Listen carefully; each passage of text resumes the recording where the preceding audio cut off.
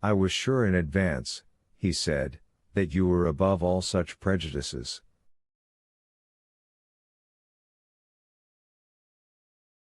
Here am I, an old man of 62, and even I have none. Vasily Ivanovich dared not confess that he had himself wanted the Thanksgiving service. He was no less devout than his wife, and Father Alexei very much wanted to make your acquaintance.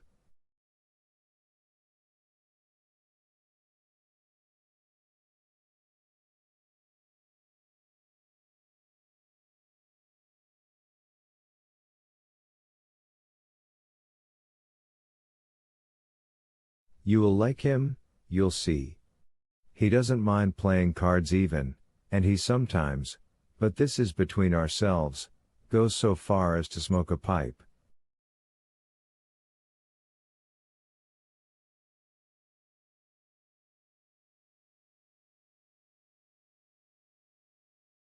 Fancy that. We'll have a round of whist after dinner and I'll beat him. Ha! Ha! Ha! We shall see, that's an open question.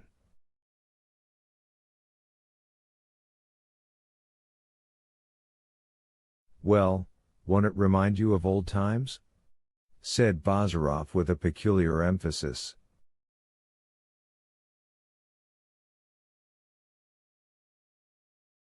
Vasily Ivanovich's bronzed cheeks blushed with confusion.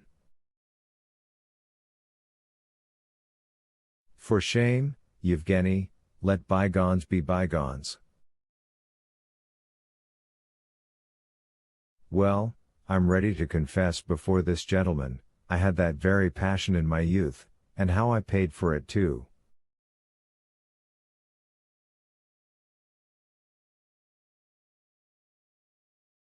But how hot it is. May I sit down with you? I hope I shan't be in your way. Not in the least, answered Arkady. Vasily Ivanovich lowered himself, sighing, into the hay. Your present quarters, my dear sirs, he began, remind me of my military bivouacking existence, the halts of the field hospital somewhere like this under a haystack, and even for that we thanked God. He sighed. What a lot I've experienced in my time.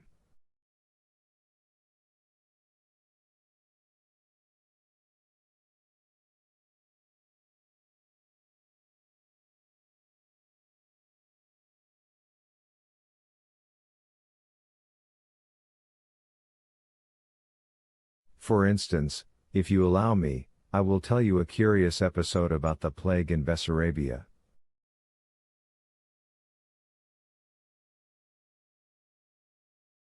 For which you won the Vladimir Cross? Interposed Bazarov. We know, by the way, why aren't you wearing it?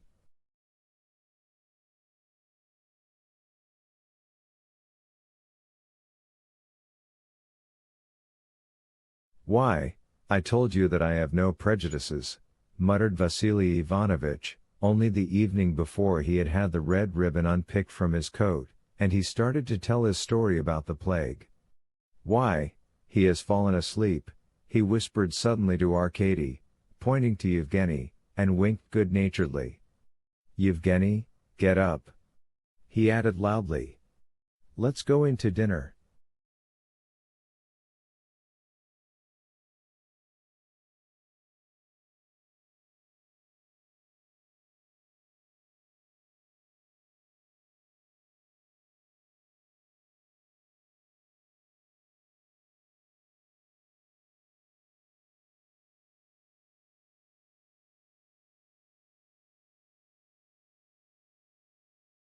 Father Alexei, a handsome stout man with thick, carefully combed hair, with an embroidered belt round his mauve silk cassock, appeared to be a very skillful and adaptable person.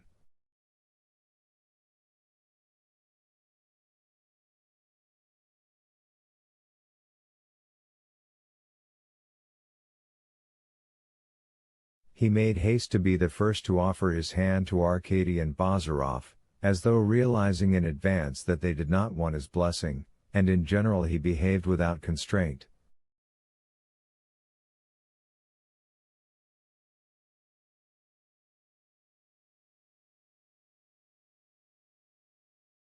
He neither betrayed his own opinions nor provoked the other members of the company. He made an appropriate joke about seminary Latin and stood up in defense of his bishop. He drank 2 glasses of wine and refused a third. He accepted a cigar from Arkady, but did not smoke it on the spot, saying he would take it home with him.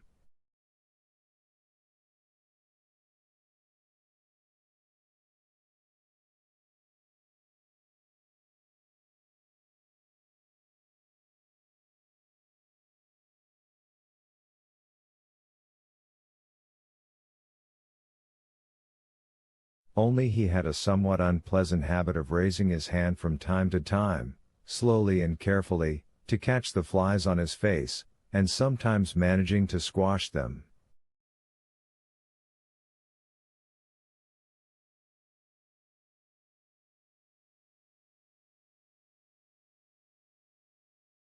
He took his seat at the green card table with a measured expression of satisfaction, and ended by winning from Bazarov 2.5 rubles in notes. They had no idea of how to reckon in silver in Irina Vlasyevna's house. She sat, as before, close to her son. She did not play cards, and as before she leaned her cheek on her little clenched hand. She got up only to order some fresh sweetmeat to be served.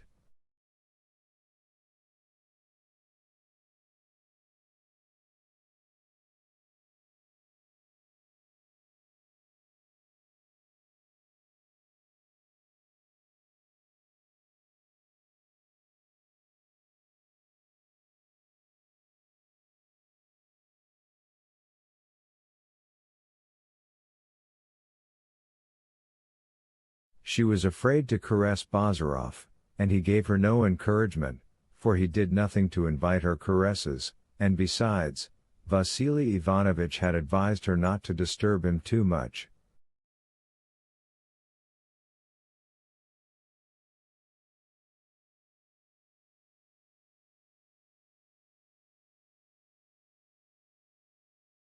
Young men are not fond of that sort of thing, he explained to her. There is no need to say what dinner was like that day. Timofeek in person had galloped off at dawn to procure some special Circassian beef. The bailiff had gone off in another direction for turbot, perch and crayfish. For mushrooms alone the peasant woman had been paid 42 kopecks in copper, but Irina Vlasyevna's eyes, looking steadfastly at Bazarov, expressed not devotion and tenderness alone, for sorrow was visible in them also, mingled with curiosity and fear, and with a trace of humble reproachfulness.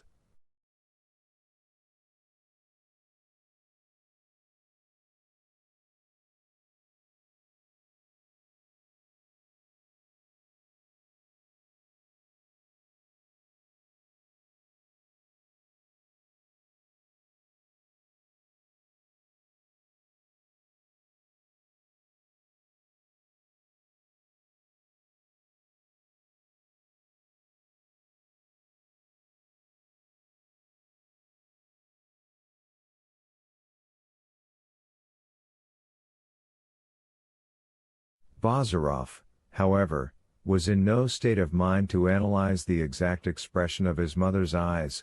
He seldom turned to her and then only with some short question.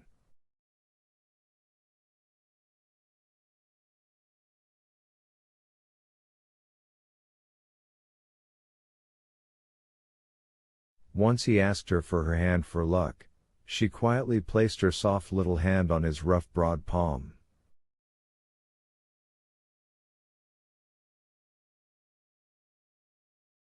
"Well," she asked after waiting for a time, "did it help?" "Worse luck than before," he answered with a careless smile.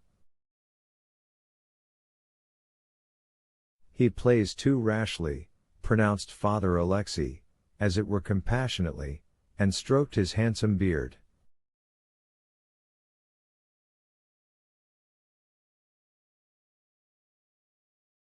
That was Napoleon's principle, good father, Napoleon's, interposed Vasily Ivanovich, leading with an ace.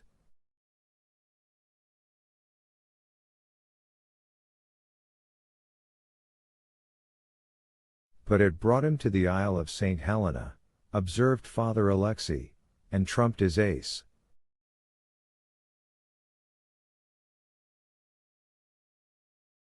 Wouldn't you like some blackcurrant tea, Anyushka?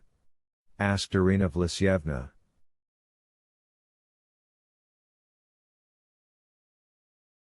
Bazarov merely shrugged his shoulders. No. He said to Arkady the following day, I go away from here tomorrow.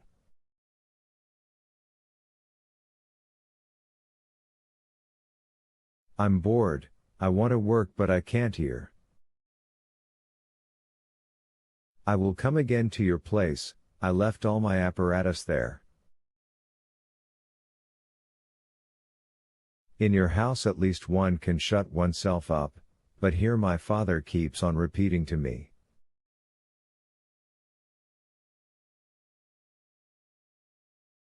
My study is at your disposal, nobody shall interfere with you, and all the time he himself is hardly 2 steps away.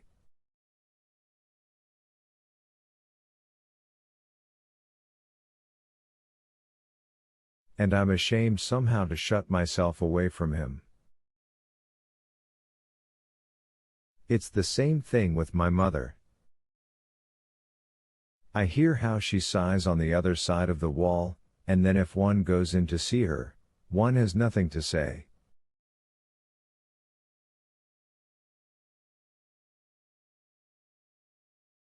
She will be most upset, said Arkady, and so will he. I shall come back to them. When? Well, when I'm on my way to Petersburg. I feel particularly sorry for your mother. How's that? Has she won your heart with her raspberries? Arkady lowered his eyes. You don't understand your mother, Yevgeny. She's not only a very good woman, she's really very wise. This morning she talked to me for half an hour, and so interestingly, so much to the point.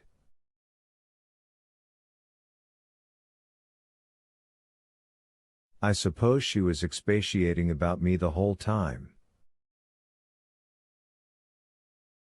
We didn't talk about you only.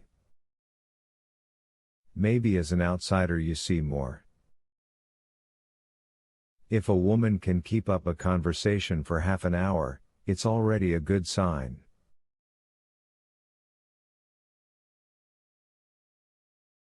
But I'm going away, all the same. It won't be easy for you to break the news to them.